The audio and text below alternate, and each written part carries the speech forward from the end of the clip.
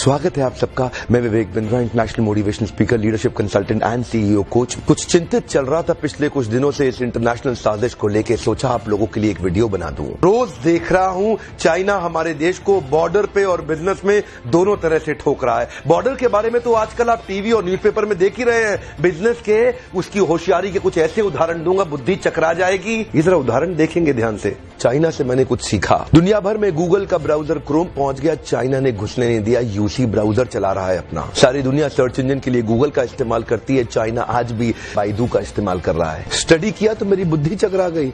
2.25 billion users WhatsApp इस्तेमाल कर रहे हैं, वो घुसने नहीं दिया व्हाट्सएप को। क्या कहते हैं, वीचैट ही इस्तेमाल करेंगे। चाइना के लोग देशभक्ति को लेकर बहुत मजबूत हैं। अपने देश के home grown online entrepreneur Jack Ma को सपोर्ट करने के लिए, अलीबाबा को बढ़ाने के लिए आज तक अमेजॉन को घुसने नहीं दिया इन लोगों ने चाइना में। लगभग दुनिया के सभी देश जीमेल को एक्सेप्ट कर रहे हैं, लेकिन ये अभी भी ऑयल क्यूक्यू का इस्तेमाल कर रहे हैं। फेसबुक ने जी जान का जोर लगा लिया। दुनिया की सबसे बड़ी पॉपुलेशन चाइना में थी। फेसबुक सोचा चाइना में बड़ा धंधा मिलेगा। चाइनीज लोगों ने होम ग्रोन एंटरप्रेन्योर को डेवलप किया, renren.com लिया, फेसबुक को घुसने नहीं दिया। आप इस्तेमाल करिए ना ट्विटर, वो तो वाइबो इस्तेमाल कर रहे हैं। यूट्यूब का अपना ही वर्जन निकाल दिया, यूकू। अपने देश के इंडिविजुअल्स और कॉर्पोरेट की बढ़ोतरी और बेहतरी के लिए पूरा देश इकट्ठा खड़ा हो जाता है इनका। देश की बढ़ोतरी और बेहतरी के नाम पे सारे एक हो जाते हैं चाइनीज।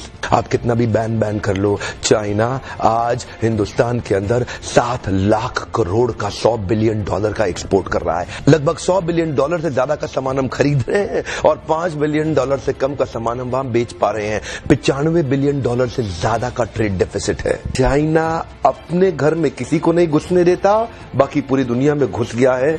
ओप्पो और वीवो दोनों का मालिक एक ही है और हिंदुस्तान में इस प्रकार घुस गए कि घर घर जाके ही मानेंगे।